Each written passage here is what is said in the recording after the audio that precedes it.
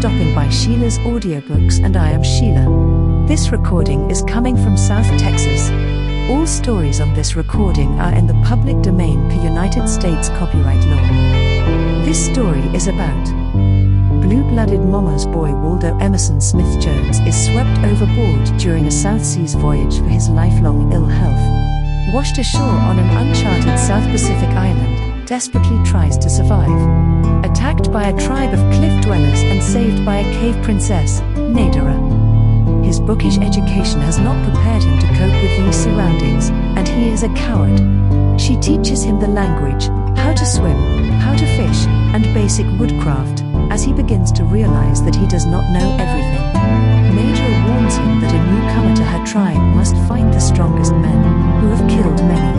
When they reach her home village, he is horrified to see that despite her appearance, her tribe seems to be cavemen from the Paleolithic era. In order to avoid death at the hands of the tribal bullies, he vanishes. Can he survive all the danger of this jungle island, and what about Nadara? Is there any hope of ever leaving and being saved? Wasted ages. Fleeing from the primitive and the brute toward the neoteric and the human, in a brief instant your labors are undone. The veneer of eons crumbles in the heat of some pristine passion, revealing again naked and unashamed the primitive and the brute. Big Fist, white now from terror at impending death, struggled to be free. Thunder buried his teeth more deeply. There was a sudden rush of spurting blood that choked him. Big Fist relaxed, inert. Thunder, drenched crimson, rose to his feet. The huge body on the ground before him floundered spasmodically once or twice as the lifeblood rushed from the severed jugular. The eyes rolled up and set, there was a final twitch, and Big Fist was dead. Thunder turned toward the circle of interested spectators. He singled out a burly quartet.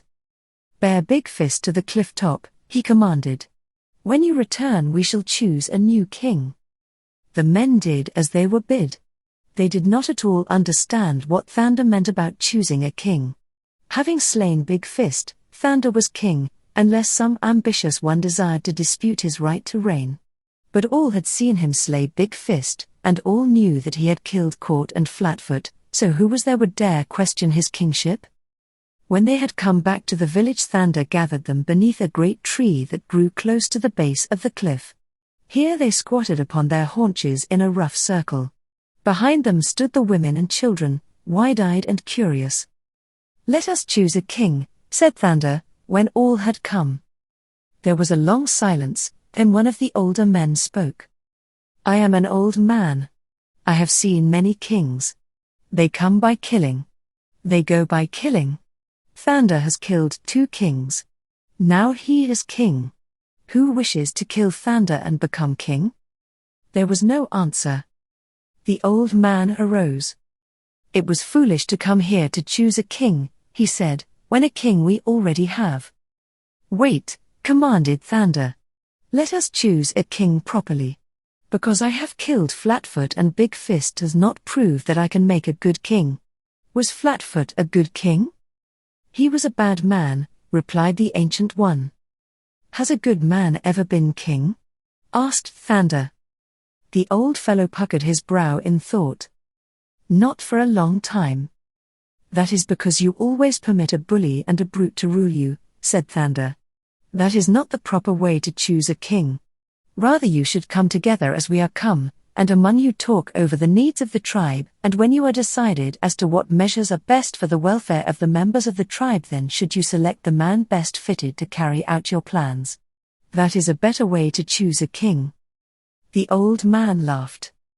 "And then," he said, "would come a Big Fist or a Flatfoot and slay our king, that he might be king in his place. Have you ever seen a man who could slay all the other men of the tribe at the same time?" The old man looked puzzled. "That is my answer to your argument," said Thunder. "Those who choose the king can protect him from his enemies. So long as he is a good king they should do so, but when he comes a bad king they can then select another, and if the bad king refuses to obey the new, it would be an easy matter for several men to kill him or drive him away, no matter how mighty a fighter he might be." Several of the men nodded understandingly. "We had not thought of that," they said. "Thunder is indeed wise. So now, continued the American, let us choose a king whom the majority of us want, and then so long as he is a good king the majority of us must fight for him and protect him. Let us choose a man whom we know to be a good man regardless of his ability to kill his fellows, for if he has the majority of the tribe to fight for him, what need will he have to fight for himself? What we want is a wise man, one who can lead the tribe to fertile lands and good hunting, and in the time of battle direct the fighting intelligently. Flatfoot and Big Fist had not brains enough between them to do aught but steal the mates of other men. Such should not be the business of kings. Your king should protect your mates from such as Flatfoot, and he should punish those who would steal them. But how may he do these things? Asked a young man, if he is not the best fighter in the tribe. Have I not shown you how? Asked Thunder. We who make him king shall be his fighters, he will not need to fight with his own hands. Again there was a long silence. Then the old man spoke again. There is wisdom in the talk of Thunder. Let us choose a king who will have to be good to us if he wishes to remain king. It is very bad for us to have a king whom we fear. I, for one, said the young man who had previously spoken, do not care to be ruled by a king unless he is able to defeat me in battle. If I can defeat him then I should be king. And so they took sides, but at last they compromised by selecting one whom they knew to be wise and a great fighter as well. Thus they chose Thunder king. Once each week, said the new king, we shall gather here and talk among ourselves of the things which are for the best good of the tribe, and what seems best to the majority shall be done. The tribe will tell the king what to do, the king will carry out the work. And all must fight when the king says fight, and all must work when the king says work, for we shall all be fighting or working for the whole tribe, and I, Thunder, your king, shall fight and work the hardest of you all. It was a new idea to them and placed the kingship in a totally different light from any by which they had previously viewed it, that it would take a long time for them to really absorb the idea Thunder knew, and he was glad that in the meantime they had a king who could command their respect according to their former standards. And he smiled when he thought of the change that had taken place in him since first he had sat trembling, weeping and coughing upon the lonely shore before the terrifying forest. Chapter 3 The Great Nagula. Waldo Emerson Smith-Jones had gladly embraced the opportunity which chance had offered him to assume the kingship of the little tribe of troglodytes. First, because his position would assure Nadara greater safety, and, second, because of the opening it would give him for the exercise of his newfound initiative. Where before he had shrunk from responsibility, he now found himself anxious to assume it. He longed to do, where formerly he had been content to but read of the accomplishments of others. To his chagrin, however, he soon discovered that the classical education to which his earlier life had been devoted under the guidance of a fond and ultra-cultured mother was to prove a most inadequate foundation upon which to build a practical scheme of life for himself and his people. He wished to teach his tribe to construct permanent and comfortable houses, but he could not recollect any practical hints on carpentry that he had obtained from Ovid. His people lived by hunting small rodents, robbing birds' nests, and gathering wild fruit and vegetables. Thunder desired to institute a scheme of community farming, but the works of the cyclic poets, with which he was quite familiar, seemed to offer little of value along agricultural lines. He regretted that he had not matriculated at an agricultural college west of the Alleghenies rather than at Harvard. However, he determined to do the best he could with the meager knowledge he possessed of things practical, a knowledge so meager that it consisted almost entirely of the bare definition of the word agriculture. It was a germ, however, for it presupposed a knowledge of the results that might be obtained through agriculture. So Thunder found himself a step ahead of the earliest of his progenitors who had thought to plant purposely the seeds that nature heretofore had distributed haphazard through the agencies of wind and bird and beast, but only a step ahead. He realized that he occupied a very remarkable position in the march of ages. He had known and seen and benefited by all the accumulated knowledge of ages of progression from the Stone Age to the 20th century, and now, suddenly, fate had snatched him back into the Stone Age, or possibly a few eons farther back, only to show him that all that he had from a knowledge of other men's knowledge was keen dissatisfaction with the Stone Age. He had lived in houses of wood and brick and looked through windows of glass. He had read in the light of gas and electricity, and he even knew of candles, but he could not fashion the tools to build a house. He could not have made a brick to have saved his life. Glass had suddenly become one of the wonders of the world to him, and as for gas and electricity and candles, they had become one with the mystery of the Sphinx. He could write verse in excellent Greek, but he was no longer proud of that fact. He would much rather that he had been able to tan a hide, or make fire without matches. Waldo Emerson Smith-Jones had a year ago been exceedingly proud of his intellect and his learning, but for a year his ego had been shrinking until now he felt himself the most pitiful ignoramus on earth. "Criminally ignorant," he said to Nadara, "for I have thrown away the opportunities of a lifetime devoted to the accumulation of useless erudition, when I might have been profiting by the practical knowledge which has dragged the world from the black pit of barbarism to the light of modern achievement. I might not only have done this but, myself, added something to the glory and welfare of mankind. I am no good, Nadara, worse than useless." The girl touched his strong brown hand caressingly, looking proudly into his eyes. "To me you are very wonderful, Thanda," she said.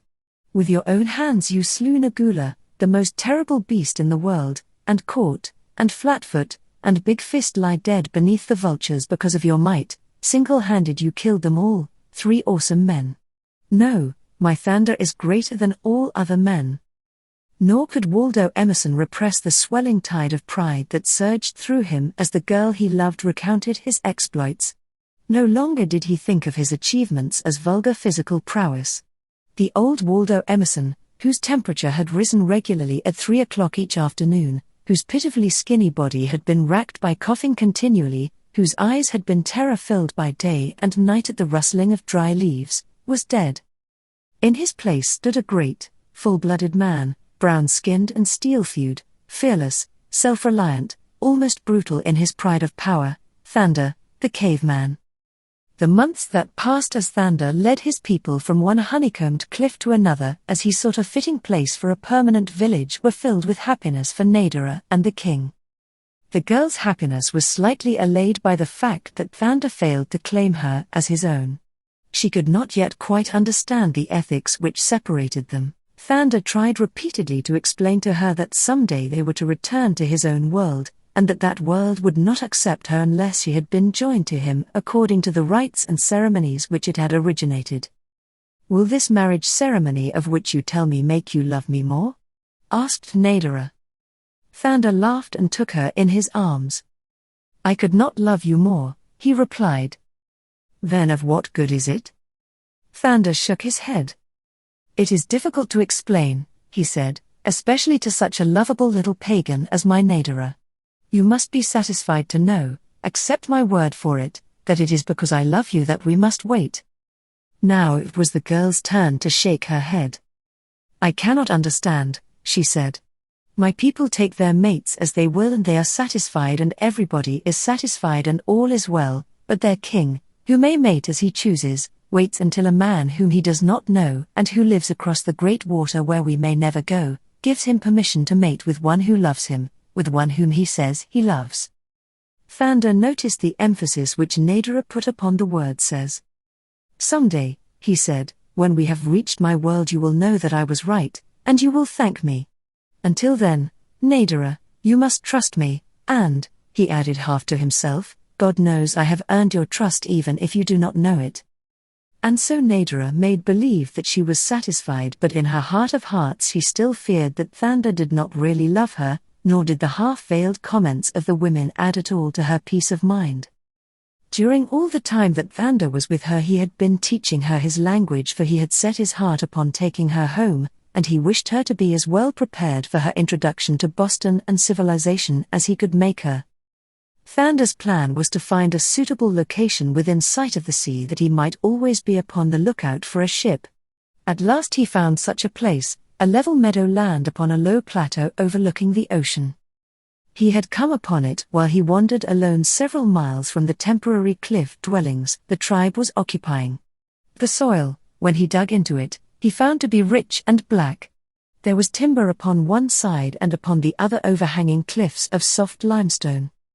It was Thander's plan to build a village partly of logs against the face of the cliff, burrowing inward behind the dwellings for such additional apartments as each family might require. The caves alone would have proved sufficient shelter, but the man hoped by compelling his people to construct a portion of each dwelling of logs to engender within each family a certain feeling of ownership and pride in personal possession as would make it less easy for them to give up their abodes than in the past, when it had been necessary but to move to another cliff to find caves equally as comfortable as those which they had so easily abandoned. In other words, he hoped to give them a word which their vocabulary had never held: home. Whether or not he would have succeeded we may never know, for fate stepped in at the last moment to alter with a single stroke his every plan and aspiration. As he returned to his people that afternoon filled with the enthusiasm of his hopes, a burly, hairy figure crept warily close to him. As Thander emerged from the brush which reached close to the cliffs where the temporary encampment had been made, Nadara, watching for him, ran forward to meet him. The creature upon Thander's trail halted at the edge of the bush. As his close-set eyes fell upon the girl, his flabby lips vibrated to the quick intaking of his breath and his red lids half-closed in cunning and desire. For a few moments he watched the man and the maid as they turned and walked slowly toward the cliffs, the arm of the former about the brown shoulders of the latter. Then he too turned and melted into the tangled branches behind him. That evening Thander gathered the members of the tribe about him at the foot of the cliff. They sat around a great fire while Thander, their king, explained to them in minutest detail the future that he had mapped out for them. Some of the old men shook their heads, for here was an unheard of thing, a change from the accustomed ordering of their lives, and they were loath to change regardless of the benefits which might accrue. But for the most part the people welcomed the idea of comfortable and permanent habitations, though their anticipatory joy, Thander reasoned, was due largely to a childish eagerness for something new and different. Whether their enthusiasm would survive the additional labors which the new life was sure to entail was another question. So Thander laid down the new laws that were to guide his people thereafter. The men were to make all implements and weapons, for he had already taught them to use arrows and spears. The women were to keep all edged tools sharp. The men were to hew the logs and build the houses, the women make garments, cook and keep the houses in order. The men were to turn up the soil, the women were to sow the seeds, and cultivate the growing crops, which later, all hands must turn to and harvest. The hunting and fighting devolved upon the men, but the fighting must be confined to enemies of the tribe. A man who killed another member of the tribe except in defense of his home or his own person was to suffer death. Other laws he made, good laws which even these primitive people could see were good. It was quite late when the last of them crawled into his comfortless cave to dream of large airy rooms built of the trees of the forest, of good food in plenty just before the rains as well as after, of security from the periodic raids of the bad men. Thander and Nadara were the last to go.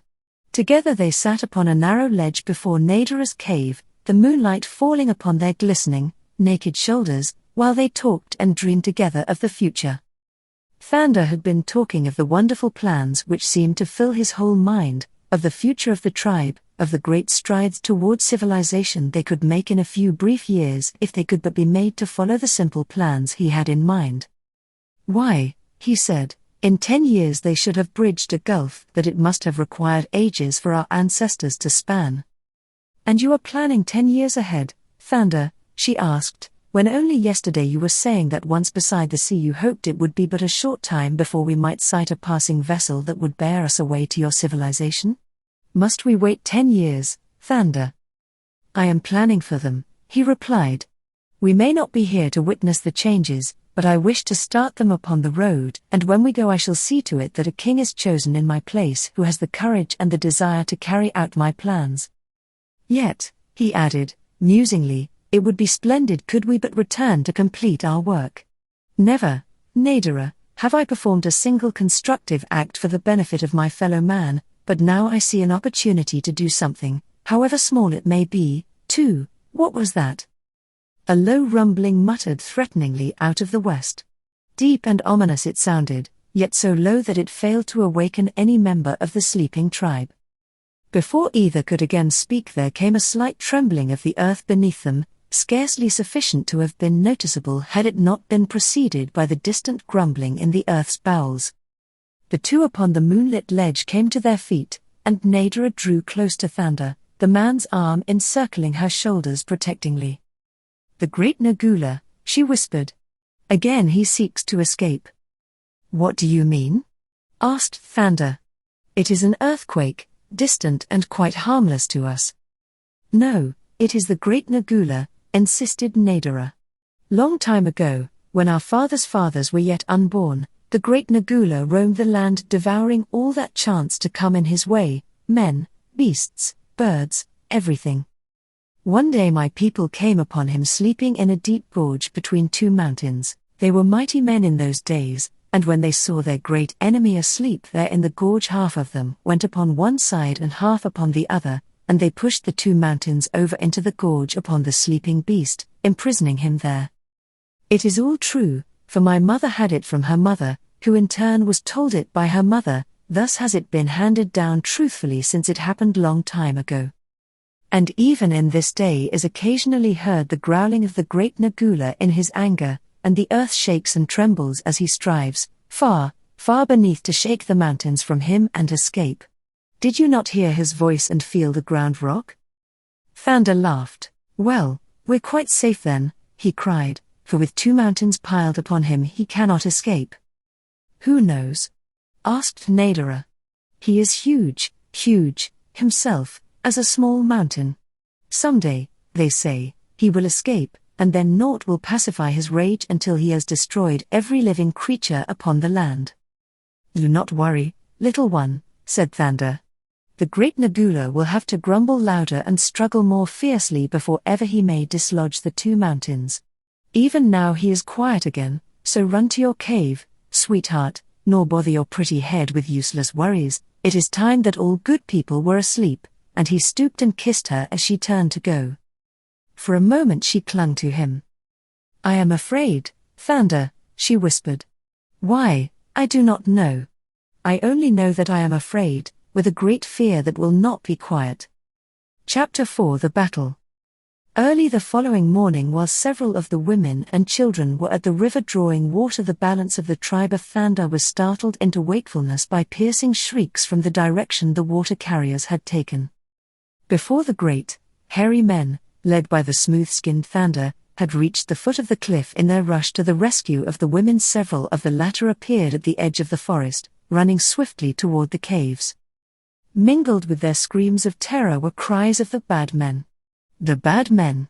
But these were not needed to acquaint the rescuers with the cause of the commotion, for at the heels of the women came Thurg and a score of his vicious brutes.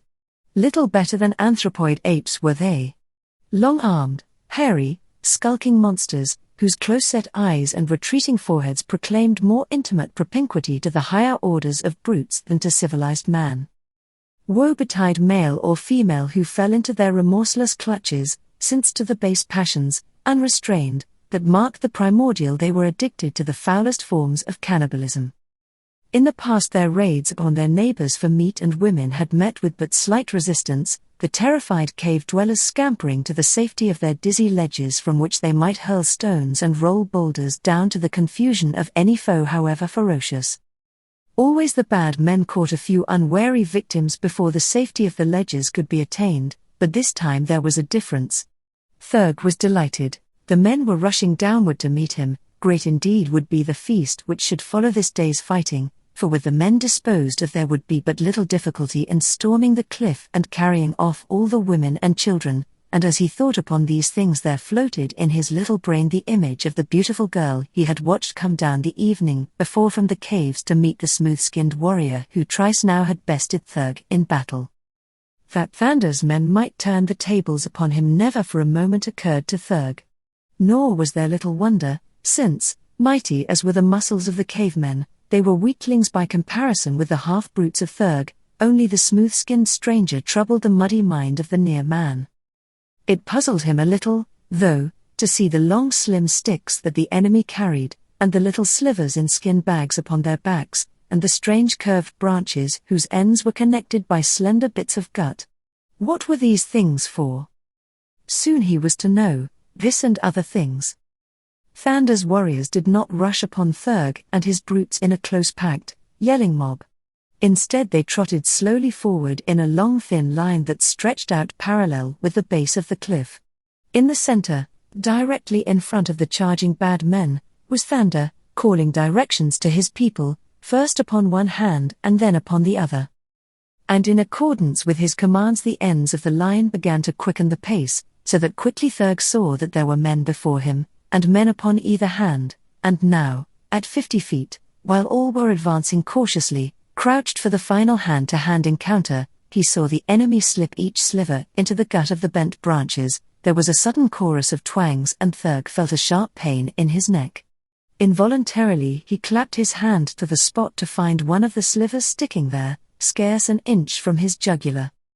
With a howl of rage he snatched the thing from him, and as he leapt to charge to punish these audacious madmen, he noted a dozen of his henchmen plucking slivers from various portions of their bodies, while 2 lay quite still upon the grass with just the end of slivers protruding from their breasts. The sight brought the beastman to a momentary halt. He saw his fellows charging in upon the foe, he saw another volley of slivers speed from the bent branches. Down went another of his fighters, and then the enemy cast aside their strange weapons at a shouted command from the smooth-skinned one, and grasping their long, slim stick ran forward to meet Thurg's people. Thurg smiled. It would soon be over now. He turned toward one who was bearing down upon him. It was Thander. Thurg crouched to meet the charge. Rage, revenge, the lust for blood fired his bestial brain. With his huge paws he would tear the puny stick from this creature's grasp, and this time he would gain his hold upon that smooth throat. He licked his lips. And then out of the corner of his eyes he glanced to the right. What strange sight was this? His people flying? It was incredible. And yet it was true. Growling and raging in pain and anger, they were running a gauntlet of fire-sharpened lances. 3 lay dead. The others were streaming blood as they fled before the relentless prodding devils at their backs. It was enough for Thurg. He did not wait to close with Thander.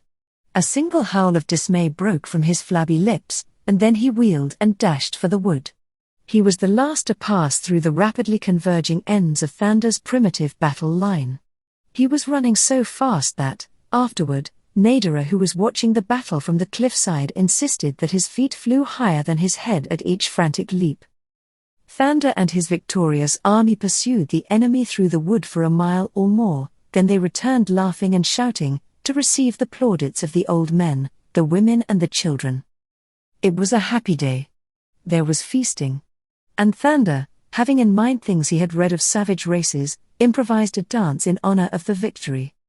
He knew little more of savage dances than his tribesmen did of the two-step and the waltz, but he knew that dancing and song and play marked in themselves a great step upward in the evolution of man from the lower orders, and so he meant to teach these things to his people.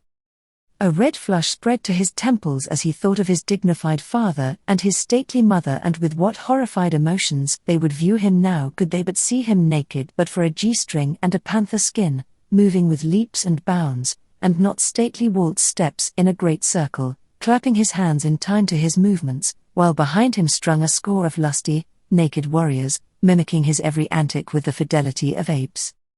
About them squatted the balance of the tribe, more intensely interested in this, the first ceremonial function of their lives, than with any other occurrence that had ever befallen them. They, too, now clapped their hands in time with the dancers. Nadara stood with parted lips and wide eyes watching the strange scene.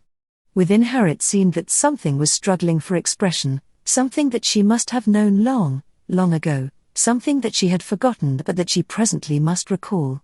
With it came an insistent urge, her feet could scarce remain quietly upon the ground, and great waves of melody and song welled into her heart and throat, though what they were and what they meant she did not know. She only knew that she was intensely excited and happy, and that her whole being seemed as light and airy as the soft wind that blew across the swaying treetops of the forest.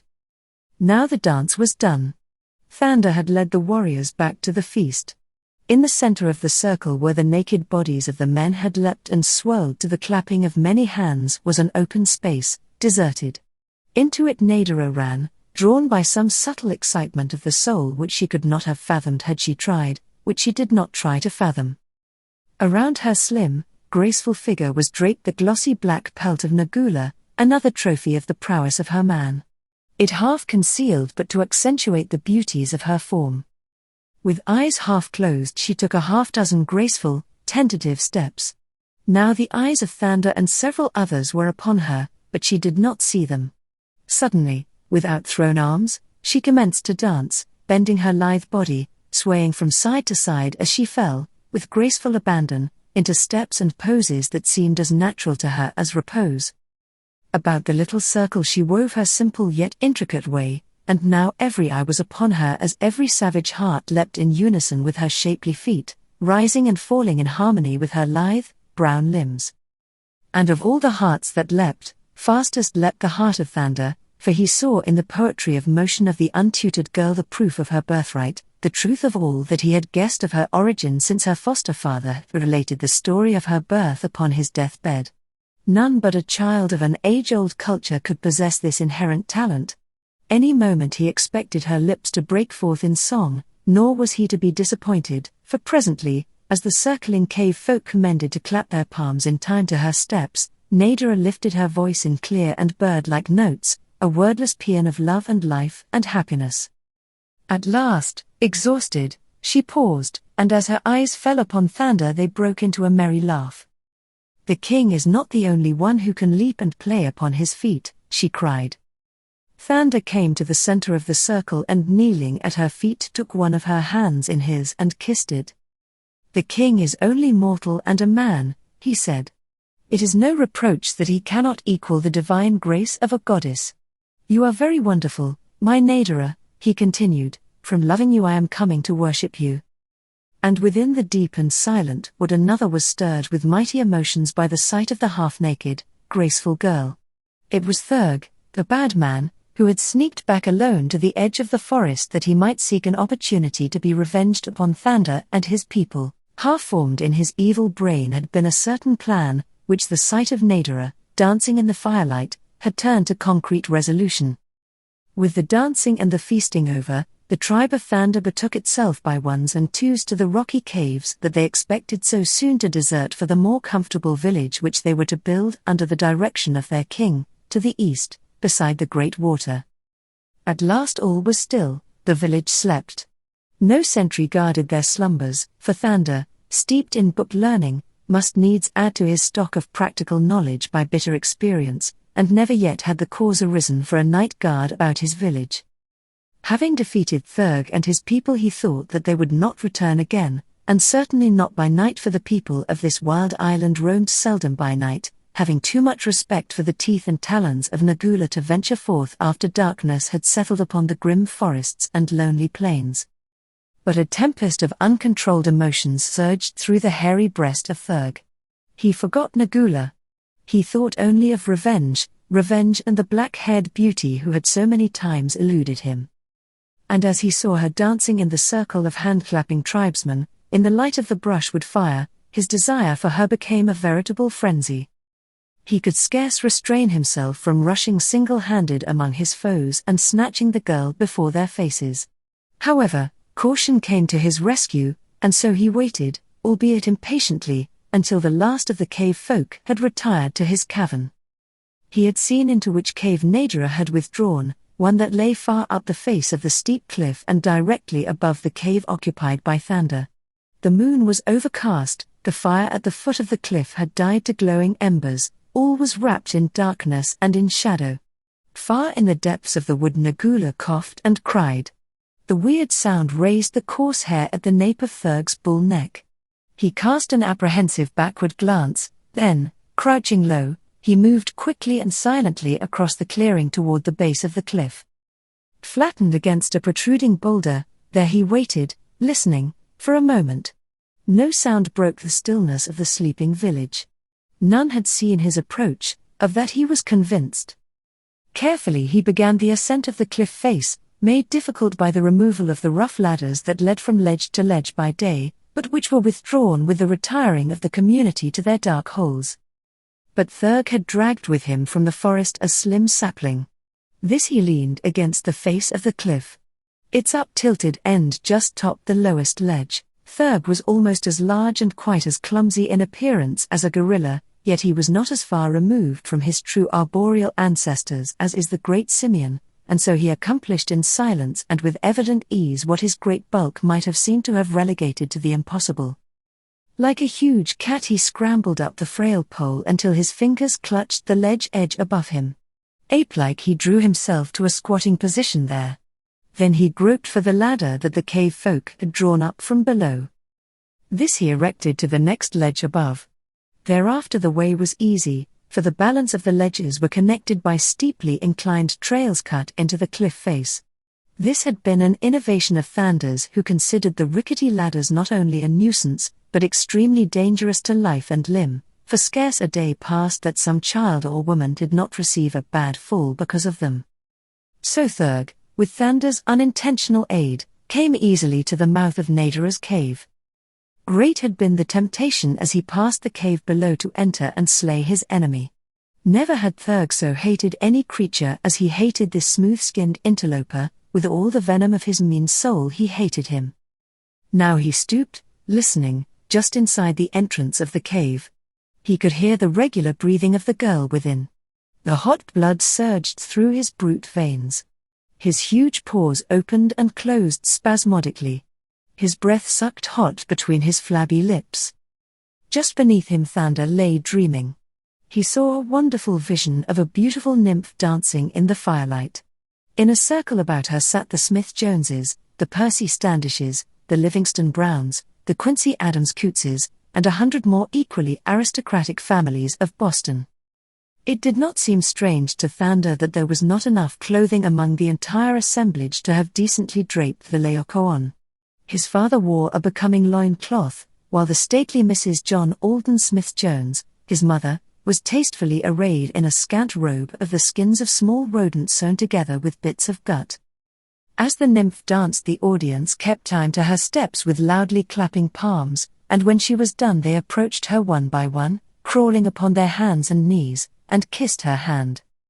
Suddenly he saw that the nymph was Nadara, and as he sprang forward to claim her, a large man with a coarse matted beard, a slanted forehead, and close-set eyes, leapt out from among the others, seized Nadara and fled with her toward a waiting trolley car. He recognized the man as Thurg, and even in his dream it seemed rather incongruous that he could be clothed in well-fitting evening clothes. Nadara screamed once, and the scream roused Thander from his dream. Raising upon one elbow he looked toward the entrance of his cave. The recollection of the dream swept back into his memory.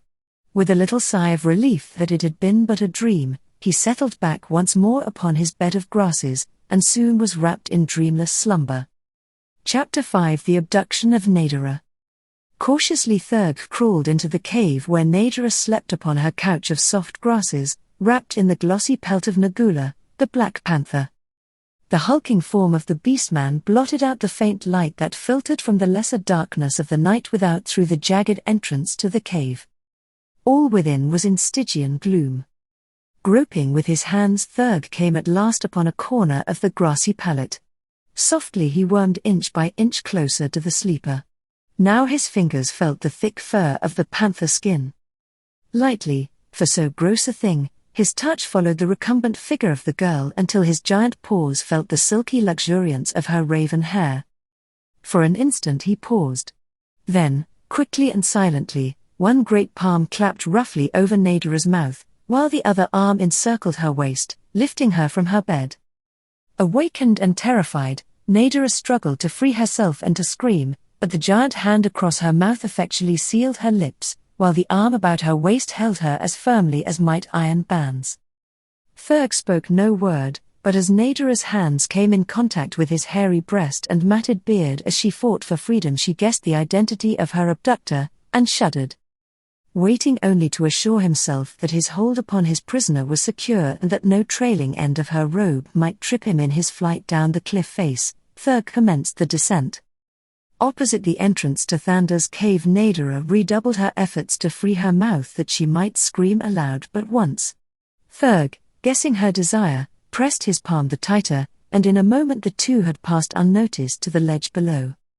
Down the winding trail of the upper ledges, Thurg's task was comparatively easy, thanks to Thander, but at the second ledge from the bottom of the cliff he was compelled to take to the upper of the two ladders which completed the way to the ground below. And here it was necessary to remove his hand from Nadara's mouth. In a low growl he warned her to silence with threats of instant death, then he removed his hand from across her face, grasped the top of the ladder and swung over the dangerous height with his burden under his arm. For an instant Nadara was too paralyzed with terror to take advantage of her opportunity, but just as Thurg set foot upon the ledge at the bottom of the ladder she screamed aloud once. Instantly Thurg's hand fell roughly across her lips. Brutally he shook her, squeezing her body in his mighty grip until she gasped for breath, and each minute expected to feel her ribs snap to the terrific strain. For a moment Thurg stood silently upon the ledge, compressing the tortured body of his victim and listening for signs of pursuit from above. Presently the agony of her suffering overcame Nadara. She swooned. Thurg felt her form relax, and his flabby lips twisted to a hideous grin. The cliff was quiet. The girl's scream had not disturbed the slumbers of her tribesmen. Thurg swung the ladder he had just descended over the edge of the cliff below, and a moment later he stood at the bottom with his burden. Without noise he removed the ladder and the sapling that he had used in his ascent, laying them upon the ground at the foot of the cliff. This would halt, temporarily, any pursuit until the cavemen could bring other ladders from the higher levels, where they doubtless had them hidden. But no pursuit developed, and Thurg disappeared into the dark forest with his prize. For a long distance he carried her, his little pig eyes searching and straining to right and left into the black night for the first sign of savage beast. The half-atrophied muscles of his little ears, still responding to an almost dead instinct, strove to prick those misshapen members forward that they might catch the first crackling of dead leaves beneath the padded paw of the fanged night prowlers. But the wood seemed dead. No living creature appeared to thwart the beastman's evil intent. Far behind him Thander slept. Thurg grinned. The moon broke through the clouds, splotching the ground all silver-green beneath the forest trees. Nadara awoke from her swoon. They were in a little open glade. Instantly she recalled the happenings that had immediately preceded her unconsciousness. In the moonlight she recognized Thurg. He was smirking horribly down into her upturned face. Thander had often talked with her of religion. He had taught her of his god, and now the girl thanked him that Thurg was still too low in the scale of evolution to have learned to kiss. To have had that matted beard, those flabby, pendulous lips pressed to hers. It was too horrible. She closed her eyes in disgust. Thurg lowered her to her feet. With one hand he still clutched her shoulder. She saw him standing there before her, his greedy, bloodshot eyes devouring her. His awful lips shook and trembled as his hot breath sucked quickly in and out in excited gasps. She knew that the end was coming. Frantically she cast about her for some means of defense or escape. Thurg was drawing her toward him. Suddenly she drew back her clenched fist and struck him full in the mouth, then, tearing herself from his grasp, she turned and fled. But in a moment he was upon her. Seizing her roughly by the shoulders he shook her viciously, hurling her to the ground. The blood from his wounded lips dropped upon her face and throat. From the distance came a deep-toned, thunderous rumbling. Thurg raised his head and listened. Again and again came that awesome sound. "The great Nagula is coming to punish you," whispered Nadara. Thurg still remained squatting beside her. She had ceased to fight, for now she felt that a greater power than hers was intervening to save her. The ground beneath them trembled, shook and then tossed frightfully. The rumbling and the roaring became deafening. Thurg, his passion frozen in the face of this new terror, rose to his feet. For a moment there was a lull, then came another and more terrific shock. The earth rose and fell sickeningly. Fissures opened, engulfing trees, and then closed like hungry mouths gulping food long denied. Thurg was thrown to the ground. Now he was terror-stricken. He screamed aloud in his fear. Again there came a lull, and this time the beastman leapt to his feet and dashed away into the forest. Nadara was alone. Presently the earth commenced to tremble again, and the voice of the great Nagula rumbled across the world. Frightened animals scampered past Nadara, fleeing in all directions. Little deer, foxes, squirrels and other rodents in countless numbers scurried, terrified, about. A great black panther and his mate trotted shoulder to shoulder into the glade where Nadara still stood, too bewildered to know which way to fly. They eyed her for a moment, as they paused in the moonlight, then without a second glance they loped away into the brush. Directly behind them came 3 deer. Nadara realized that she had felt no fear of the panthers as she would have under ordinary circumstances. Even the little deer ran with their natural enemies. Every lesser fear was submerged in the overwhelming terror of the earthquake. Dawn was breaking in the east. The rumblings were diminishing. The tremors were at greater intervals and of lessening violence. Nadara started to retrace her steps toward the village.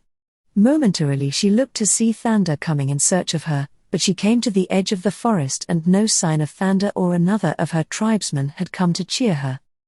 At last she stepped into the open. Before her was the cliff. A cry of anguish broke from her lips at the sight that met her eyes.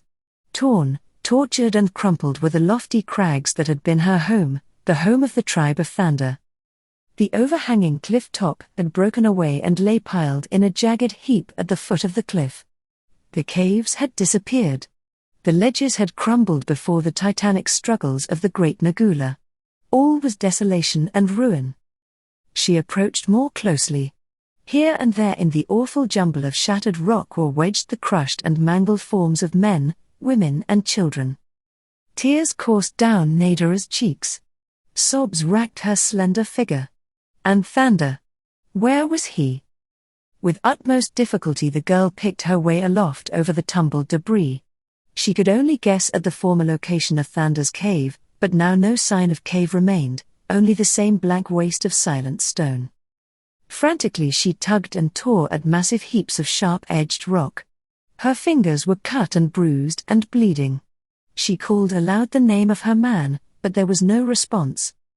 It was late in the afternoon before, weak and exhausted, she gave up her futile search. That night she slept in a crevice between 2 broken boulders, and the next morning she set out in search of a cave where she might live out the remainder of her lonely life in what safety and meager comfort a lone girl could wring from this savage world. For a week she wandered hither and thither only to find most of the caves she had known in the past demolished as had been those of her people. At last she stumbled upon the very cliff which Thanda had chosen as the permanent home of his people. Here the wrath of the earthquake seemed to have been less severe, and Nadara found, high in the cliff's face, a safe and comfortable cavern. The last span to it required the use of a slender sapling, which she could draw up after her, effectually barring the approach of Nagula and his people. To further protect herself against the chance of wandering men, the girl carried a quantity of small bits of rock to the ledge beside the entrance to her cave. Fruit and nuts and vegetables she took there too, and a great gourd of water from the spring below. As she completed her last trip, and sat resting upon the ledge, her eyes wandering over the landscape and out across the distant ocean, she thought she saw something move in the shadow of the trees across the open plain beneath her. Could it have been a man? Nadara drew her sapling ladder to the ledge beside her. Thurg, fleeing from the wrath of the great Nagula, had come at daybreak to the spot where his people had been camped, but there he found no sign of them, only the ragged edges of a great fissure, half-closed, that might have swallowed his entire tribe as he had seen the fissures in the forest swallow many, many trees at a single bite. For some time he sought for signs of his tribesmen, but without success. Then, his fear of the earthquake allayed, he started back into the forest to find the girl. For days he sought her.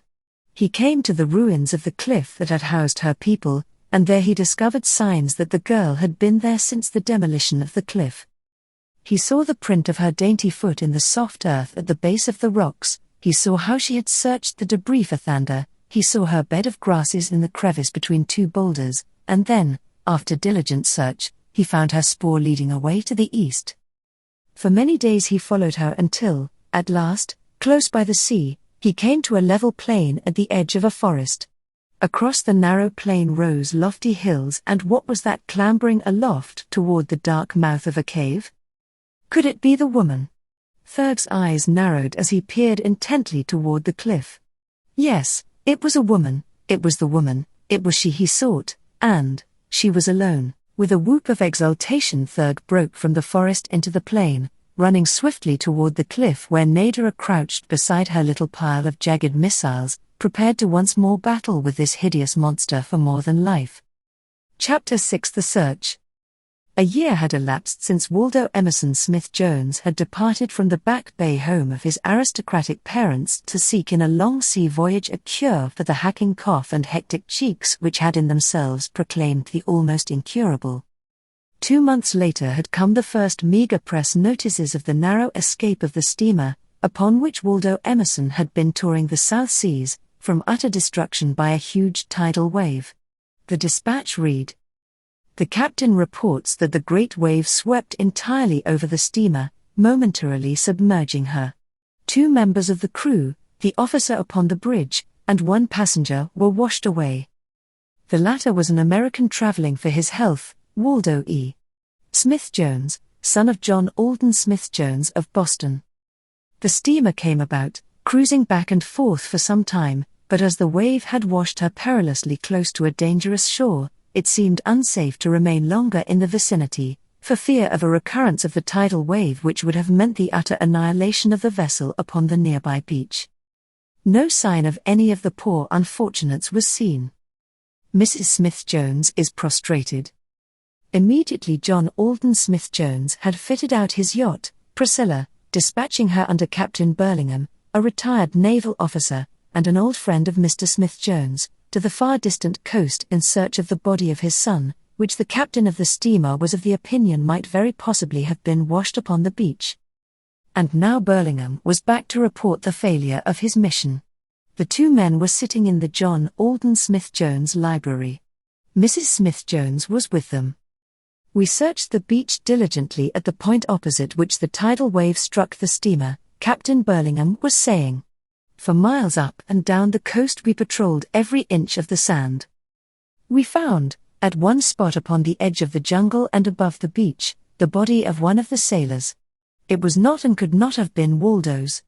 The clothing was that of a seaman, the frame was much shorter and stockier than your son's. There was no sign of any other body along that entire coast. Thinking it possible one of the men might have been washed ashore alive, we sent parties into the interior. Here we found a wild and savage country, and on 2 occasions met with fierce, white savages, who hurled rocks at us and fled at the first report of our firearms. We continued our search all around the island, which is of considerable extent. Upon the east coast I found this," and here the captain handed Mr. Smith-Jones the bag of jewels which Nadara had forgotten as she fled from Thunder. Briefly he narrated what he knew of the history of the poor woman to whom it had belonged. "I recall the incident quite well," said Mrs. Smith-Jones. "I had the pleasure of entertaining the Count and Countess when they stopped here upon their honeymoon. They were lovely people, and to think that they met so tragic an end." The 3 lapsed into silence. Burlingham did not know whether he was glad or sorry that he had not found the bones of Waldo Emerson. That would have meant the end of hope for his parents. Perhaps much the same thoughts were running through the minds of the others. Somewhere in the nether regions of the great house an electric bell sounded. Still the 3 sat on in silence. They heard the houseman open the front door. They heard low voices, and presently there came a deferential tap upon the door of the library. Mr. Smith-Jones looked up and nodded. It was the houseman. He held a letter in his hand. "What is it, Crutz?" asked the master in a tired voice. It seemed that nothing ever again would interest him. "A special delivery letter, sir," replied the servant. "The boy says you must sign for it yourself, sir." "Ah, yes," replied Mr. Smith-Jones as he reached for the letter and the receipt blank. He glanced at the postmark, San Francisco. Idly he cut the envelope. "Pardon me?" He glanced at first his wife and then at Captain Burlingham. The 2 nodded. Mr. John Alden Smith-Jones opened the letter. There was a single written sheet and an enclosure in another envelope. He had read but a couple of lines when he came suddenly upright in his chair. Captain Burlingham and Mrs. Smith-Jones looked at him in polite and surprised questioning. "My God!" exclaimed Mr. Smith-Jones. "He is alive, Waldo is alive." Mrs. Smith-Jones and Captain Burlingham sprang from their chairs and ran toward the speaker. With trembling hands that made it difficult to read the words that his trembling voice could scarce utter, John Alden Smith-Jones read aloud. On board the Sally Corwith, San Francisco, California. Mr. John Alden Smith-Jones. Boston, Mass. Dear Sir, just reached port and hastened to forward letter your son gave me for his mother. He wouldn't come with us. We found him on island, latitude 10 degrees south, longitude 150 degrees west. He seemed in good health and able to look out for himself. Didn't want anything, he said, except a razor, so we gave him that and one of the men gave him a plug of chewing tobacco. Urged him to come, but he wouldn't. The enclosed letter will doubtless tell you all about him. Yours truly, Henry Dobbs, Master, 10 South, 150 West, mused Captain Burlingham. That's the same island we searched. Where could he have been? Mrs. Smith-Jones had opened the letter addressed to her, and was reading it breathlessly.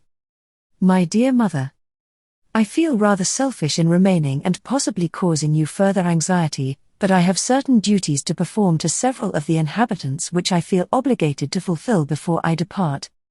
My treatment here has been all that anyone might desire, even more, I might say. The climate is delightful. My cough has left me, and I am entirely a well man, more robust than I ever recall having been in the past. At present I am sojourning in the mountains, having but run down to the seashore today, where, happily, I chanced to find the Sally Corwith in the harbour, and am taking advantage of Captain Dobbs's kindness to forward this letter to you. Do not worry, dearest mother, my obligations will soon be fulfilled and then I shall hasten to take the first steamer for Boston. I have met a number of interesting people here, the most interesting people I have ever met. They quite overwhelm one with their attentions. And now, as Captain Dobbs is anxious to be away, I will close, with ever assurance of my deepest love for you and father. Ever affectionately your son, Waldo. Mrs. Smith-Jones's eyes were dim with tears, tears of thanksgiving and happiness. And to think, she exclaimed, that after all he is alive and well, quite well. His cough has left him, that is the best part of it, and he is surrounded by interesting people, just what Waldo needed.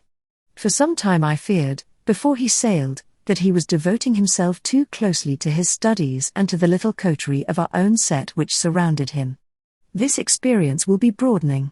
Of course these people may be slightly provincial, but it is evident that they possess a certain culture and refinement, otherwise my Waldo would never have described them as interesting. The coarse, illiterate, or vulgar could never prove interesting to a Smith-Jones.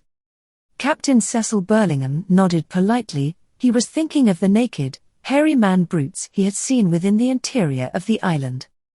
It is evident, Burlingham, said Mr. Smith-Jones, that you overlooked a portion of the island. It would seem, from Waldo's letter, there must be a colony of civilized men and women upon it. Of course it is possible that it may be further inland than you penetrated. Burlingham shook his head. I am puzzled, he said. We circled the entire coast, yet nowhere did we see any evidence of a man-improved harbor, such as one might have reason to expect. Were there really a colony of advanced humans in the interior, there would have been at least a shack near the beach in one of the several natural harbors which indent the coastline. Were there even an occasional steamer touching for purposes of commerce with the colonists?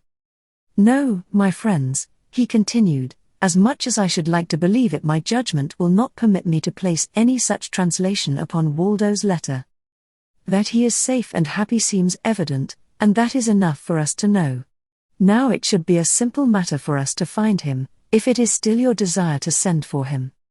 He may already have left for Boston, said Mrs. Smith-Jones. His letter was written several months ago. Again Burlingham shook his head.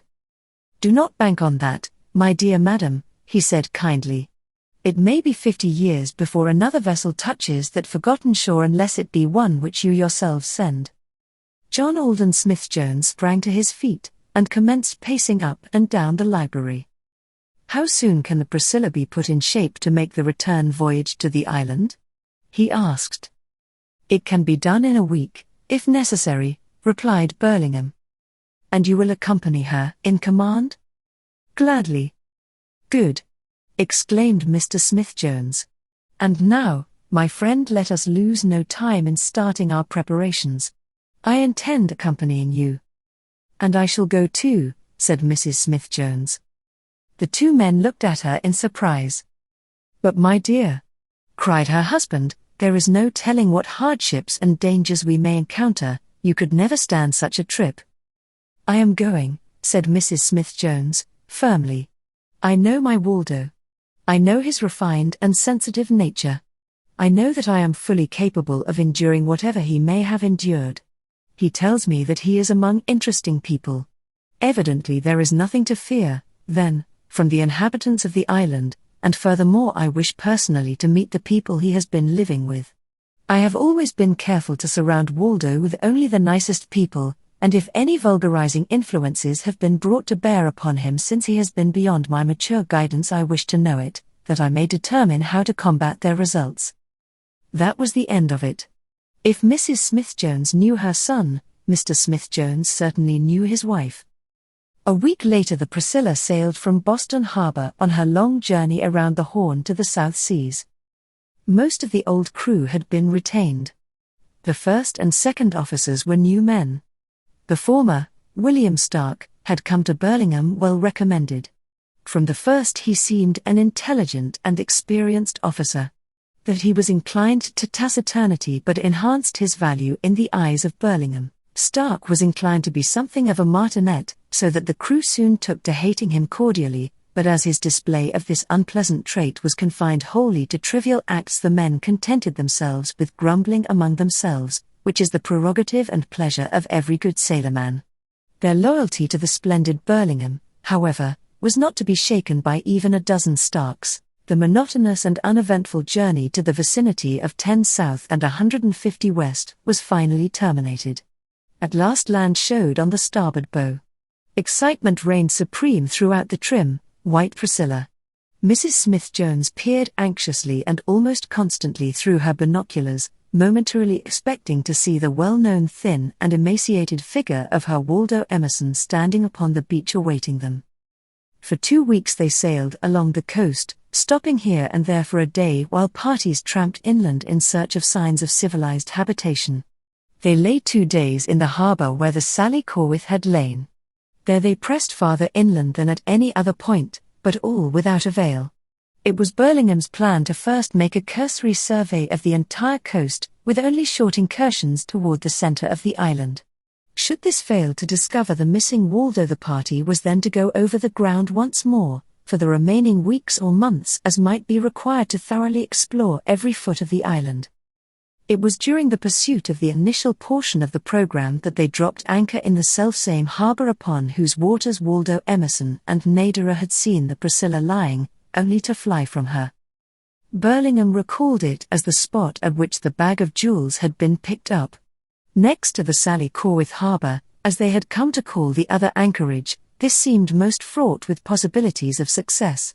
They christened it Eugenie Bay, after that poor, unfortunate lady, Eugenie Marie Celeste de la Valois, Countess of Cressy, whose jewels had been recovered upon its shore. Burlingham and Waldo's father, with 6 officers and men of the Priscilla, spent the day searching the woods, the plain and the hills for some slight sign of human habitation. Shortly after noon, First Officer Stark stumbled upon the whitened skeleton of a man. In answer to his shouts, the other members of the party hastened to his side. They found the grim thing lying in a little barren spot among the tall grasses. About it the liquids of decomposition had killed vegetation, leaving the thing all alone in all its grisly repulsiveness, as though shocked nature had withdrawn in terror. Stark stood pointing toward it without a word as the others came up. Burlingham was the first to reach Stark's side. He bent low over the bones, examining the skull carefully. John Alden Smith-Jones came panting up. Instantly he saw what Burlingham was examining. He turned deathly white. Burlingham looked up at him. "It's not," he said. "Look at that skull, either a gorilla or some very low type of man." Mr. Smith-Jones breathed a sigh of relief. "What an awful creature it must have been," he said, when he had fully taken in the immense breadth of the squat skeleton. "It cannot be that Waldo has survived in a wilderness peopled by such creatures as this. Imagine him confronted by such a beast. Timid by nature and never robust, he would have perished of fright at the very sight of this thing charging down upon him." Captain Cecil Burlingham acquiesced with a nod. He knew Waldo Emerson well, and so he could not even imagine a meeting between the frail and cowardly youth and such a beast as this bleaching frame must once have supported. And at their feet the bones of Flatfoot lay mute witness to the impossible. Presently a shout from one of the sailors attracted their attention toward the far side of the valley. The man was gesticulating violently toward the lofty cliffs which rose sheer from the rank jungle grasses. All eyes turned in the direction indicated by the excited sailor. At first they saw nothing, but presently a figure came in sight upon a little elevation. It was the figure of a human being, and even at the distance they were from it all were assured that it was the figure of a female. She was running toward the cliffs with the speed of a deer. And now, behind her, came another figure. Thickset and squat was the thing that pursued the woman. It might have been the reanimated skeleton they had just discovered. Would the creature catch her before she reached the cliff? Would she find sanctuary even there? Already Burlingham and Stark had started toward the cliff on a run. John Alden Smith-Jones followed more slowly. The men raced after their officers. The girl had reached the rocks and was scampering up their precipitous face like a squirrel. Close behind her came the man. They saw the girl reach a ledge just below the mouth of a cave in which she evidently expected to find safety. They saw her clambering up the rickety sapling that answered for a ladder. They breathed sighs of relief, for it seemed that she was now quite safe. The man was still one ledge below her. But in another moment the watchers were filled with horror. The brute pursuing her had reached forth a giant hand and seized the base of the sapling. He was dragging it over the edge of the cliff. In another moment the girl would be precipitated either into his arms or to a horrible death upon the jagged rocks beneath her. Burlingham and Stark halted simultaneously. At once 2 rifles leapt to their shoulders. There were 2 reports, so close together they seemed as one. Chapter 7 First Mate Stark. Upon the day that Thurg discovered Nadara he had come racing to the foot of the cliff, roaring and bellowing like a mad bull. Upward he clambered half the distance to the girl's lofty perch, then a bit of jagged rock, well aimed, had brought him to a sudden halt, spitting blood and teeth from his injured mouth. He looked up at Nadara and shrieked out his rage and his threats of vengeance. Nadara launched another missile at him that caught him full upon one eye, dropping him like a stone to the narrow ledge upon which he had been standing. Quickly the girl started to descend to his side to finish the work she had commenced, for she knew that there could be no peace or safety for her, now that Thurg had discovered her hiding place, while the monster lived. But she had scarce more than lowered her sapling to the ledge beneath her when the giant form of the man moved and Thurg sat up. Quickly Nadara clambered back to her ledge, again drawing her sapling after her. She was about to hurl another missile at the man when he spoke to her. "We are all alone in the world," he said. "All your people and all my people have been slain by the great Nagula. Come down. Let us live together in peace. There is no other left in all the world." Nadara laughed at him. "Come down to you," she cried, mockingly. "Live with you. I would rather live with the pigs that root in the forest. Go away, or I will finish what I have commenced, and kill you. I would not live with you though I knew that you were the last human being on earth." Thurg pleaded and threatened, but all to no avail. Again he tried to clamber to her side, but again he was repulsed with well-aimed missiles. At last he withdrew, growling and threatening. For weeks he haunted the vicinity of the cliff. Nadara's meager food supply was soon exhausted. She was forced to descend to replenish her larder and fill her gourd, or die of starvation and thirst. She made her trips to the forest at night, though Black Nagula prowled and the menace of Thurg loomed through the darkness. At last the man discovered her in one of these nocturnal expeditions and almost caught her before she reached her ledge of safety. For 3 days he kept her a close prisoner. Again her stock of provisions was exhausted. She was desperate. Twice had Nagula nearly trapped her in the forest. She dared not again tempt fate in the gloomy wood by night. There was nothing left but to risk all in one last effort to elude Thurg by day and find another asylum in some far distant corner of the island. Carefully she watched her opportunity, and while the beastman was temporarily absent seeking food for himself, the girl slid swiftly to the base of the cliff and started through the tall grasses for the opposite side of the valley. Upon this day Thurg had fallen upon the spoor of deer as he had searched the forest for certain berries that were in season and which he particularly enjoyed. The trail led along the edge of the wood to the opposite side of the valley, and over the hills into the region beyond. All day Thurg followed the fleet animals, until at last, not having come up with them, he was forced to give up the pursuit and return to the cliffs, lest his more valuable quarry should escape. Halfway between the hills and the cliff he came suddenly face to face with Nadara. Not 20 paces separated them. With a howl of satisfaction Thurg leapt to seize her, but she turned and fled before he could lay his hand upon her. If Thurg had found his other quarry of that day swift, so, too, he now found Nadara, for terror gave wings to her flying feet. Lumbering after her came Thurg, and had the distance been less he would have been left far behind, but it was a long distance from the spot where they had met, to Nadara's cliffs. The girl could outrun the man for a short distance, but when victory depended upon endurance the advantage was all on the side of the brute. As they neared the goal Nadara realized that the lead she had gained at first was rapidly being overcome by the horrid creature panting so close behind her. She strained every nerve and muscle in a last mad effort to outdistance the fate that was closing upon her. She reached the cliff. Thurg was just behind her. Half spent, she stumbled upward in what seemed to her pitiful slowness.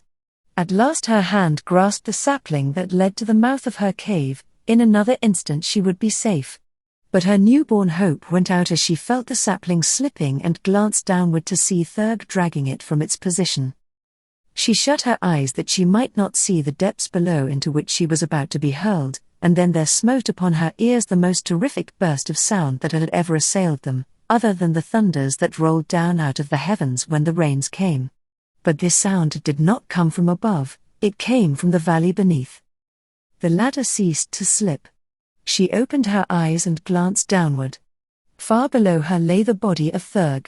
She could see that he was quite dead. He lay upon his face and from his back trickled 2 tiny streams of blood from little holes. Nadara clambered upward to her ledge, drawing her sapling after her, and then she looked about for an explanation of the strange noise and the sudden death of Thurg, for she could not but connect the one with the other. Below, in the valley, she saw a number of men strangely garbed. They were coming toward her cliff. She gathered her missiles closely about her, ready to her hand. Now they were below and calling up to her. Her eyes dilated in wonder, they spoke the strange tongue that Thander had tried to teach her. She called down to them in her own tongue, but they shook their heads, motioning her to descend. She was afraid. All her life she had been afraid of men, and with reason, of all except her old foster father and Thander. These, evidently, were men. She could only expect from them the same treatment that Thurg would have accorded her. One of them had started up the face of the cliff. It was stark.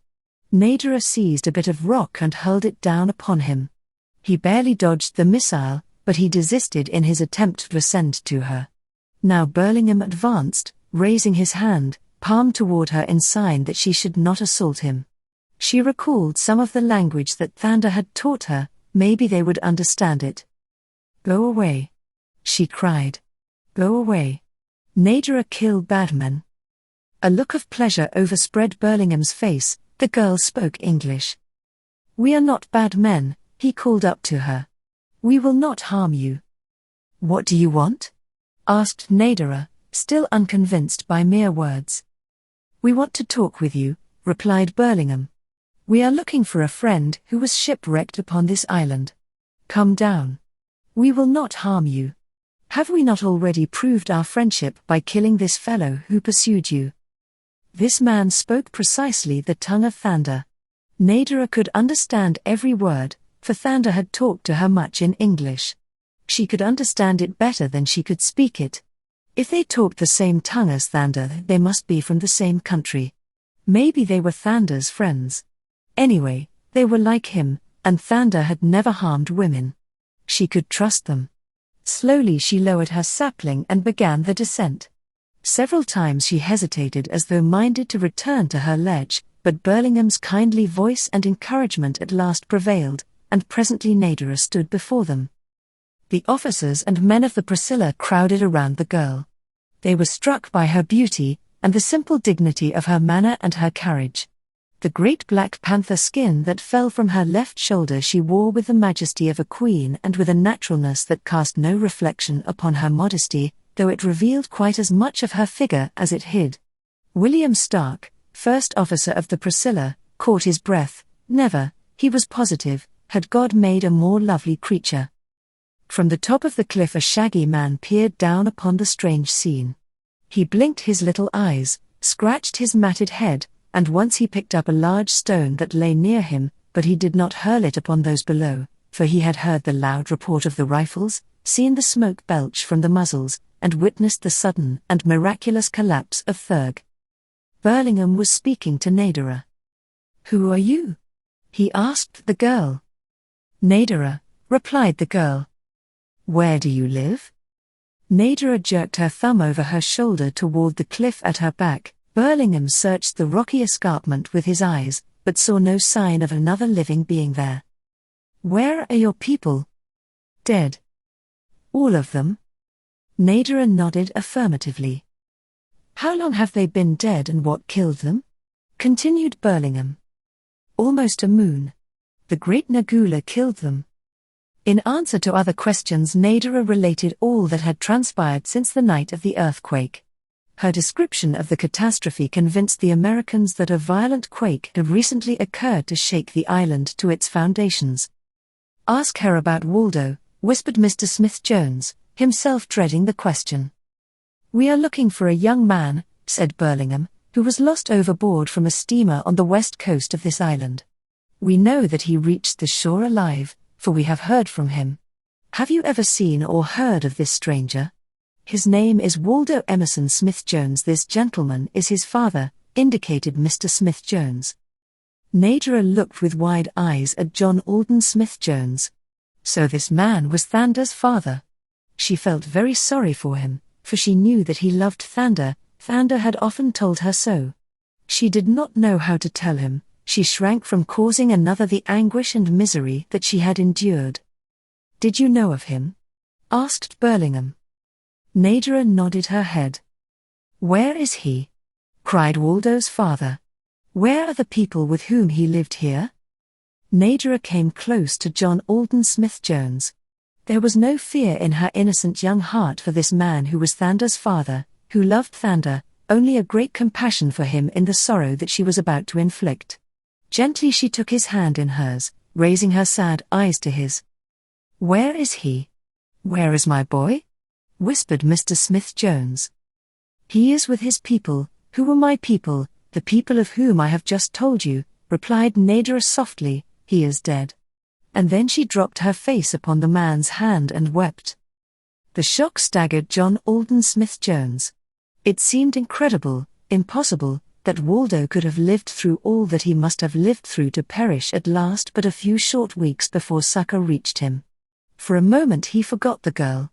It was her hot tears upon his hand that aroused him to a consciousness of the present. "Why do you weep?" he cried almost roughly. "For you," she replied, "who loved him, too." "You loved Waldo?" asked the boy's father. Nadara nodded her tumbled mass of raven hair. John Alden Smith-Jones looked down upon the bent head of the sobbing girl in silence for several minutes. Many things were racing through his patrician brain. He was by training, environment and heredity narrow and puritanical. He saw the meager apparel of the girl, he saw her nut-brown skin, but he did not see her nakedness, for something in his heart told him that sweet virtue clothed her more effectively than could silks and satins without virtue. Gently he placed an arm about her, drawing her to him. "My daughter," he said, and pressed his lips to her forehead. It was a solemn and sorrow-ridden party that boarded the Priscilla an hour later. Mrs. Smith-Jones had seen them coming. Some intuitive sense may have warned her of the sorrow that lay in store for her upon their return. At any rate, she did not meet them at the rail as in the past. Instead, she returned to her cabin to await her husband there. When he joined her, he brought with him a half-naked young woman. Mrs. Smith-Jones looked upon the girl with ill-concealed horror. Waldo's mother met the shock of her husband's news with much greater fortitude than he had expected. As a matter of fact, she had been prepared for this from the first. She had never really believed that Waldo could survive for any considerable time far from the comforts and luxuries of his Boston home and the watchful care of herself. "And who is this person?" she asked coldly at last, holding her pince nez before her eyes as with elevated brows she cast a look of disapproval upon Nadara. The girl, reading more in the older woman's manner than her words, drew herself up proudly. Mr. Smith-Jones coughed and colored. He stepped to Nadara's side, placing her arm about her shoulders. "She loved Waldo," he said simply. "The brazen hussy!" exclaimed Mrs. Smith-Jones. "To dare love a Smith-Jones!" Come, Louisa!" ejaculated her husband. "Remember that she too is suffering, do not add to her sorrow. She loved our boy, and he returned her love." "How do you know that?" "She has told me," replied the man. "It is not true," cried Mrs. Smith-Jones. "It is not true. Waldo Emerson would never stoop to love one out of his own high class. Who is she, and what proof have you that Waldo loved her?" "I am Nadara," said the girl proudly, answering for herself. "And this is the proof that he loved me. He told me that this was the pledged token between us until we could come to his land and be mated according to the customs there." She held out her left hand, upon the third finger of which sparkled a great solitaire, a solitaire which Mrs. John Alden Smith-Jones recognized instantly. "He gave you that?" she asked. Then she turned toward her husband. "What do you intend doing with this girl?" she asked. "I shall take her back home," replied he. "She should be as a daughter to us, for Waldo would have made her such had he lived. She cannot remain upon the island. All her people were killed by the earthquake that destroyed Waldo. She is in constant danger of attack by the wild beasts and wilder men. We cannot leave her here, and even if we could I should not do so, for we owe a duty to our dead boy to care for her as he would have cared for her, and we owe a greater duty to her." "I must be alone," was all that Mrs. Smith-Jones replied. "Please take her away, John. Give her the cabin next to this, and have Marie clothe her properly. Marie's clothes should about fit her." There was more of tired anguish in her voice now than of anger. Mr. Smith-Jones led Nadara out and summoned Marie, but Nadara upset his plans by announcing that she wished to return to the shore. "She does not like me," she said, nodding toward Mrs. Smith-Jones's cabin, "and I will not stay." It took John Alden Smith-Jones a long time to persuade the girl to change her mind. He pointed out that his wife was greatly overwrought by the shock of the news of Waldo's death.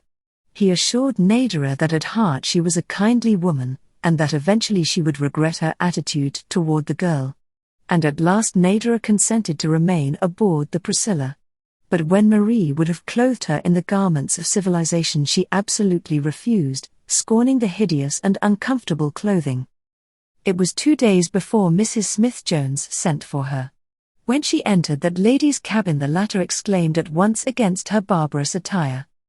"I gave instructions that Marie should dress you properly," she said. "You are not decently clothed, that bare skin is shocking." Nadara tossed her head, and her eyes flashed fire. "I shall never wear your silly clothes," she cried. "This Thunder gave me, he slew Nagula, the Black Panther, with his own hands, and gave the skin to me who was to be his mate. Do you think I would exchange it for such foolish garments as these?" She waved a contemptuous gesture toward Mrs. Smith-Jones' expensive morning gown. The elder woman forgot her outraged dignity in the suggestion the girl had given her for an excuse to be rid of her at the first opportunity.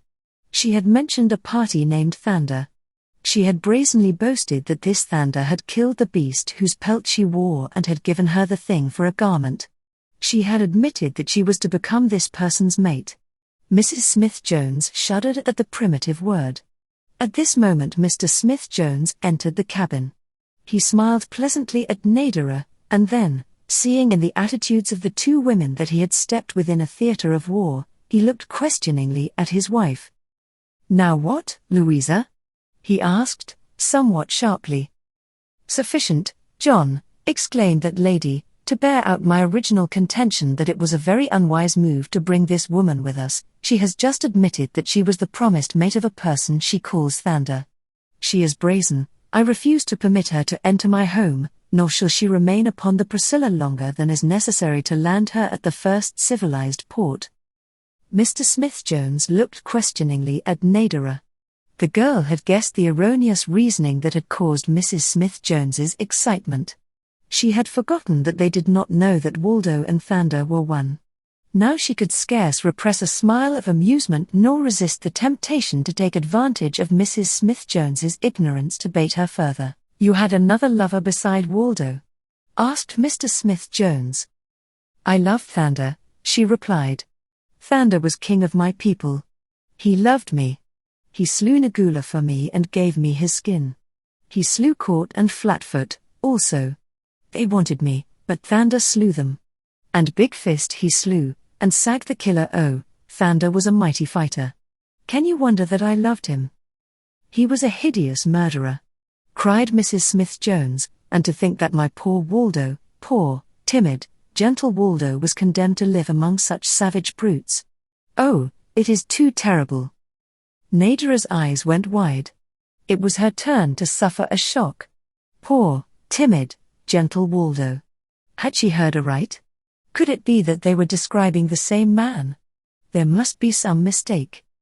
"Did Waldo know that you loved Thander?" asked Mr. Smith-Jones.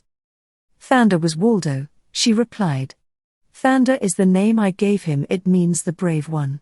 He was very brave," she cried. "He was not timid, and he was only gentle with women and children." Mrs. Smith-Jones had never been so shocked in all her life. She sprang to her feet. "Leave my cabin," she cried. "I see through your shallow deception. You thoughtlessly betrayed yourself and your vulgar immoralities, and now you try to hide behind a base calumny that pictures my dear, dead boy as one with your hideous, brutal chief. You shall not deceive me longer. Leave my cabin, please." Mr. Smith-Jones stood as one paralyzed. He could not believe in the perfidy of the girl. It seemed impossible that she could have so deceived him, nor yet could he question the integrity of his own ears. It was, of course, too far beyond the pale of reason to attempt to believe that Waldo Emerson and the terrible Thander were one and the same. The girl had gone too far, and yet he could not believe that she was bad. There must be some explanation. In the meantime Nadara had left the room, her little chin high in the air. Never again, she determined, would she subject herself to the insults of Thander's mother. She went on deck. She craved the fresh air, and the excitement to be found above. The officers had been very nice to her. Stark was much with her. The man had fallen desperately in love with the half-savage girl. As she reached the deck after leaving Mrs. Smith-Jones's cabin, Stark was the first she chanced to meet. She would have preferred being alone with her sorrow and her anger, but the man joined her. Together they stood by the rail watching the approach of heavy clouds. A storm was about to break over them that had been brewing for several days. Stark knew nothing of what had taken place below, but he saw that the girl was unhappy. He attempted to cheer her. At last he took her hand and stroked it caressingly as he talked with her. Before she could guess his intention, he was pouring words of love and passion into her ears. Nadara drew away. A puzzled expression contracted her brows. "Do not talk so to Nadara," she said. "She does not love you." And then she moved away and went to her cabin. Stark looked after her as she departed. He was thoroughly aroused. Who was this savage girl, to repulse him. What would have been her fate, but for his well-directed shot? Was not the man who had been pursuing her but acting after the customs of her wild people? He would have taken her by force. That was the only way she would have been taken had she been left upon her own island. That was the only kind of betrothal she knew. It was what she expected. He had been a fool to approach her with the soft words of civilization. They had made her despise him. She should have understood force and loved him for it. Well, he would show her that he could be as primitive as any of her savage lovers. The storm broke. The wind became a hurricane. The Priscilla was forced to turn and flee before the anger of the elements, so that she retraced her course of the past 2 days and then was blown to the north. Stark saw nothing of Nadara during this period. At the end of 36 hours the wind had died and the sea was settling to its normal quiet. It was the first evening after the storm. The deck of the Priscilla was almost deserted. The yacht was moving slowly along not far off the shore of one of the many islands that dot that part of the South Seas. Nadara came on deck for a walk before retiring. Stark and 2 other sailors were on watch. At sight of the girl the first officer approached her. He spoke pleasantly as though nothing had occurred to mar their friendly relations. He talked of the storm and pointed out the black outlines of the nearby shore, and as he talked he led her toward the stern, out of sight of the sailors forward. Suddenly he turned upon her and grasped her into his arms. With brutal force he crushed her to him, covering her face with kisses. She fought to free herself, but Stark was a strong man. Slowly he forced her to the deck. She beat him in the face and upon the breast, and at last, in the extreme of desperation, she screamed for help. Instantly he struck her a heavy blow upon the jaw. The slender form of the girl relaxed upon the deck in unconsciousness. Now Stark came to a sudden realization of the gravity of the thing he had done. He knew that when Nadara regained consciousness his perfidy would come to the attention of Captain Burlingham, and he feared the quiet, ex-naval officer more than he did the devil. He looked over the rail. It would be an easy thing to dispose of the girl. He had only to drop her unconscious body into the still waters below. He raised her in his arms and bore her to the rail. The moon shone down upon her face. He looked out over the water and saw the shore so close at hand.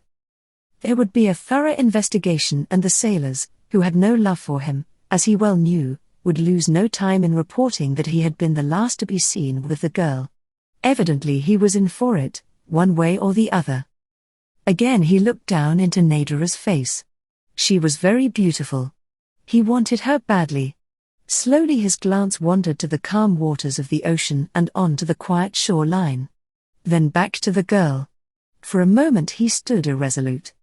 Then he stepped to the side of the cabin where hung a life preserver to which was attached a long line. He put the life preserver about Nadara. Then he lowered her into the ocean. The moment he felt her weight transferred from the lowering rope to the life preserver, he vaulted over the yacht's rail into the dark waters beneath her stern. Chapter 8: The Wild Men. Nadara did not regain consciousness until Stark had reached shore and was dragging her out upon the beach above the surf. For several minutes after she had opened her eyes she had difficulty in recalling the events that had immediately preceded Stark's attack upon her. She felt the life belt still about her, and as Stark stooped above her to remove it she knew that it was he, though she could not distinguish his features. What had happened? Slowly a realization of the man's bold act forced itself upon her. He had leapt overboard from the Priscilla and swam ashore with her rather than face the consequences of his brutal conduct toward her. To the girl reared within the protective influences of civilization, Nadara's position would have seemed hopeless, but Nadara knew naught of other protection than that afforded by her own quick wits and the agility of her swift young muscles. To her it would have seemed infinitely more appalling to have been confined within the narrow limits of the yacht with this man, for there all was strange and new. She still had half feared and mistrusted all aboard the Priscilla except Thander's father and Captain Burlingham, but would they have protected her from Stark? She did not know. Among her own people only a father, brother, or mate protected a woman from one who sought her against her will, and of these she had not upon the little vessel. But now it was different. Intuitively she knew that upon a savage shore, However strange and unfamiliar it might be, she would have every advantage over the first officer of the Priscilla. His life had been spent close to the haunts of civilization. He knew nothing of the woodcraft that was second nature to her. He might perish in a land of plenty through ignorance of where to search for food and of what was edible and what was not. This much her early experience with Waldo Emerson had taught her. When their paths first had crossed, Waldo had been as ignorant as a newborn babe in the craft of life primeval. Nadara had had to teach him everything. Behind them Nadara heard the gentle sloughing of trees, the myriad noises of the teeming jungle night, and she smiled. It was inky black about them. Stark had removed the life belt and placed it beneath the girl's head. He thought her still unconscious, perhaps dead. Now he was wringing the water from his clothes, his back toward her. Nadara rose to her feet, noiseless as Nagula. Like a shadow she melted into the blackness of the jungle that fringed the shore. Careful and alert, she picked her way within the tangled mass for a few yards. At the bole of a large tree she halted, listening. Then she made a low, weird sound with her lips, listening again for a moment after. This she repeated thrice, and then, seemingly satisfied that no danger lurked above, she swung herself into the low-hanging branches, quickly ascending until she found a comfortable seat where she might rest in ease. Down upon the beach Stark, having wrung the surplus water from his garments, turned to examine and revive the girl, if she still lived. Even in the darkness her form had been plainly visible against the yellow sand, but now she was not there. Stark was dumbfounded. His eyes leapt quickly from one point to another, yet nowhere could they discover the girl. There was the beach, the sea and the jungle. Which had she chose for her flight? It did not take Stark long to guess, and immediately he turned his steps toward the shapeless, gloomy mass that marked the forest's edge. As he approached he went more slowly. The thought of entering that forbidding wood sent cold shivers creeping through him. Could a mere girl have dared its nameless horrors? She must have, and with the decision came new resolution. What a girl had dared certainly he might dare. Again he strode briskly toward the jungle. Just at its verge he heard a low, weird sound not a dozen paces within the black, hideous tangle. It was Nadara voicing the two notes which some ancient forebear of her tribe had discovered would ring an answering growl from Nagula, and an uneasy hiss from that other archenemy of man, the great, slimy serpent whose sinuous coils twined threateningly above them in the branches of the trees. Only these Nadara feared, these and man. So, before entering a tree at night it was her custom to assure herself that neither Nagula nor Kuvra lurked in the branches of the tree she had chose for sanctuary. Stark beat a hasty retreat, nor did he again venture from the beach during the balance of the long, dismal night. When dawn broke it found Nadara much refreshed by the sleep she had enjoyed within the comparative safety of the great tree, and Stark haggard and exhausted by a sleepless night of terror and regret. He cursed himself, the girl and his bestial passion, and then as his thoughts conjured her lovely face and perfect figure before his mind's eye, he leapt to his feet and swung briskly toward the jungle. He would find her. All that he had sacrificed should not be in vain. He would find her and keep her. Together they would make a home upon this tropical shore. He would get everything out of life that there was to get. He had taken but a few steps before he discovered, plain in the damp sand before him, the prints of Nadara's naked feet in a well-defined trail leading toward the wood. With a smile of satisfaction and victory the man followed it into the maze of vegetation, dank and gloomy even beneath the warm light of the morning sun. By chance he stumbled directly upon Nadara. She had descended from her tree to search for water. They saw each other simultaneously. The girl turned and fled farther into the forest. Close behind her came the man. For several hundred yards the chase led through the thick jungle which terminated abruptly at the edge of a narrow, rock-covered clearing beyond which loomed sheer, precipitous cliffs, raising their lofty heads 300 feet above the forest. A half-smile touched Stark's lips as he saw the barrier that nature had placed in the path of his quarry, but almost instantly it froze into an expression of horror as a slight noise to his right attracted his attention from the girl fleeing before him. For an instant he stood bewildered, then a quick glance toward the girl revealed her scaling the steep cliff with the agility of a monkey, and with a cry to attract her attention he leapt after her once more, but this time himself the quarry, the hunter become the hunted, for after him raced a score of painted savages, brandishing long, slim spears, or waving keen-edged parangs. Nadara had not needed Stark's warning cry to apprise her of the proximity of the wild men. She had seen them the instant that she cleared the jungle, and with the sight of them she knew that she need no longer harbor fear of the white man. In them, though, she saw a graver danger for herself, since they, doubtless, would have little difficulty in overhauling her in their own haunts, while she had not had much cause for worry as to her ability to elude the white man indefinitely. Part way up the cliffs she paused to look back.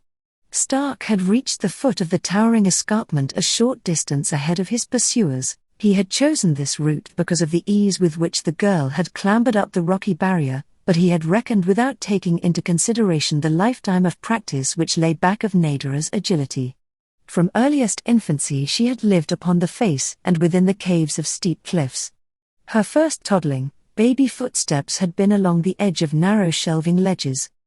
When the man reached the cliff, however, he found confronting him an apparently unscalable wall. He cast a frightened, appealing glance at the girl far above him. Twice he essayed to scramble out of reach of the advancing savages, whose tattooed faces, pendulous slit ears, and sharp-filed, blackened teeth lent to them a more horrid aspect than even that imparted by their murderous weapons or warlike whoops and actions. Each time he slipped back, clutching frantically at rocky projects and such hardy vegetation as had found foothold in the crevices of the granite. His hands were torn and bleeding, his face scratched and his clothing rent. And now the savages were upon him. They had seen that he was unarmed. No need as yet for spear or parang, they would take him alive. And the girl? They had watched her in amazement as she clambered swiftly up the steep ascent. With all their primitive accomplishments this was beyond even them. They were a forest people and a river people. They dwelt in thatched houses raised high upon long piles. They knew little or nothing of the arts of the cliff dwellers. To them the feat of this strange, white girl was little short of miraculous. Nadara saw them seize roughly upon the terror-stricken Stark. She saw them bind his hands behind his back, and then she saw them turn their attention once more toward herself. 3 of the warriors attempted to scale the cliff after her. Slowly they ascended. She smiled at their manifest fear and their awkwardness. She need have no fear of these, they never could reach her. She permitted them to approach within a dozen feet of her and then, loosening a bit of the crumbling granite, she hurled it full at the head of the foremost. With a yell of pain and terror he toppled backward upon those below him, the 3 tumbling, screaming and pawing to the rocks at the base of the cliff. None of them was killed, though all were badly bruised, and he who had received her missile bled profusely from a wound upon his forehead. Their fellows laughed at them. It was scant comfort they received for being bested by a girl. Then they withdrew a short distance, and squatting in a circle they commenced a lengthy palaver. Their repeated gestures in her direction convinced Nadara that she was the subject of their debate. Presently one of their number arose and approached the foot of the cliff.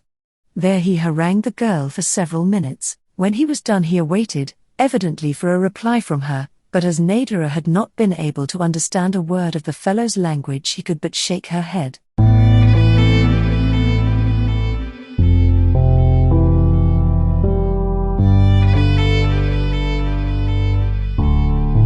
Thank you for listening to today's episode. I really hoped you enjoyed it. There will be more to come. Please subscribe not to miss out on what is next. I will be looking forward to your return. The music is by Madfan from Pixabay. To support this and other artists go to pixabay.com. Sheila.